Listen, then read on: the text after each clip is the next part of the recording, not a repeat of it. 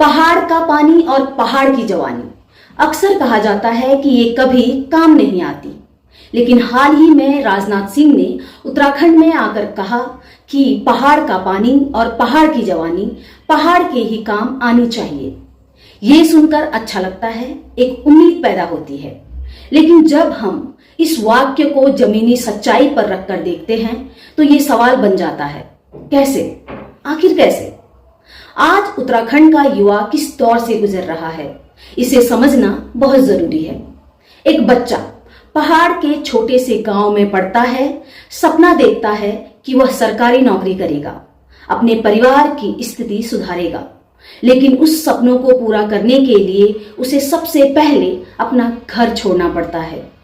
वो देहरादून जाता है, दिल्ली जाता है, हल्द्वानी जाता है, किराए के छोटे से कमरे में रहता है।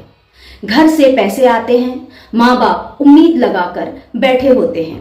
वो दिन रात पढ़ता है, अपनी जवानी का सबसे कीमती समय लगा देता है, और फिर जब वो एग्जाम देता है तो कुछ समय बाद खबर आती है पेपर लीक हो गया।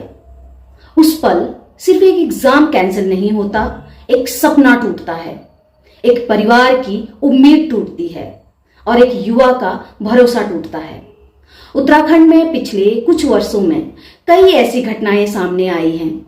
यूके SSSC भर्ती घोटाला, यूके PSC भर्ती घोटाला, फॉरेस्ट गार्ड, पुलिस, पटवारी परीक्षा में गड़बड़ी और अलग अलग परीक्षाओं में बार बार सवाल उठना। ये आइसोलेटेड इंसिडेंट्स नहीं है, ये एक पैटर्न बन चुका है। और जब पैटर्न बन जाता है तो वो समस्या नहीं रहती, वो सिस्टम की कमजोरी बन जाता है। सरकार ने नकल विरोधी कानून भी बनाया, लेकिन सवाल ये है, अगर कानून बनने के बाद भी वही घटनाएं दोहराई जा रही हैं तो क्या ये मान लिया जाए कि कानून सिर्फ कागज तक सीमित है? क्योंकि असली बदलाव कानून बनाने से नहीं आता, उसे ईमानदारी से लागू करने से आता है। अब मैं पलायन की बात करना चाहती हूँ। उत्तराखंड के हजारों गांव आज खाली हो चुके हैं। जहां कभी बच्चों की आवाज गूंजती थी, आज वहां सन्नाटा है। युवा पढ़ाई के लिए बाहर गया, नौकरी नहीं मिली तो वहीं बस गया। पीछे क्या बचा? बंद घर, सूने खेत और बूढ़े माता पिता। तो क्या यही है पहाड़ की जवानी का पहाड़ में रहना, या ये मजबूरी में किया गया पलायन? अब बात करते हैं पहाड़ के पानी की। पानी जो जीवन देता है, पानी जो विकास का साधन हो सकता है।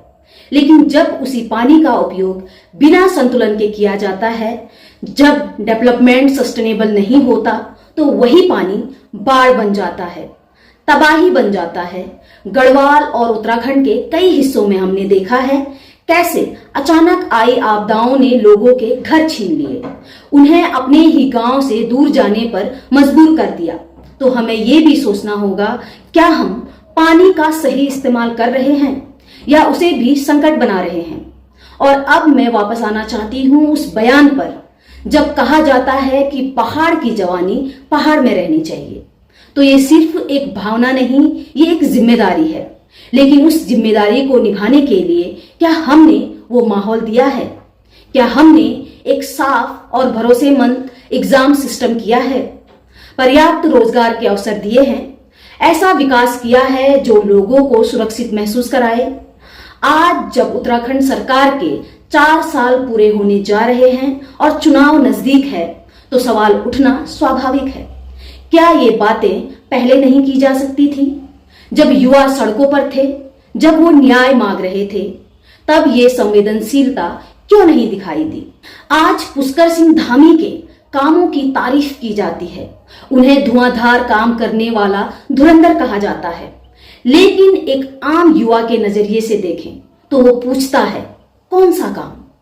क्या हमारी परेशानियां कम हुई हैं? क्या हमारा भविष्य सुरक्षित हुआ है? ये सवाल आलोचना के लिए नहीं है, ये सवाल जवाब के लिए है। क्योंकि उत्तराखंड की असली ताकत उसके पहाड़ नहीं, उसके लोग हैं, उसका युवा है। अगर सच में चाहते हैं कि पहाड़ का पानी पहाड़ के काम आए और पहाड़ की जवानी पहाड़ में ही रहे, तो हमें भाषणों से आगे बढ़ना होगा, हमें सिस्टम को मजबूत करना होगा, हमें युवाओं को भरोसा देना होगा, हमें विकास को संतुलित और सुरक्षित बनाना होगा।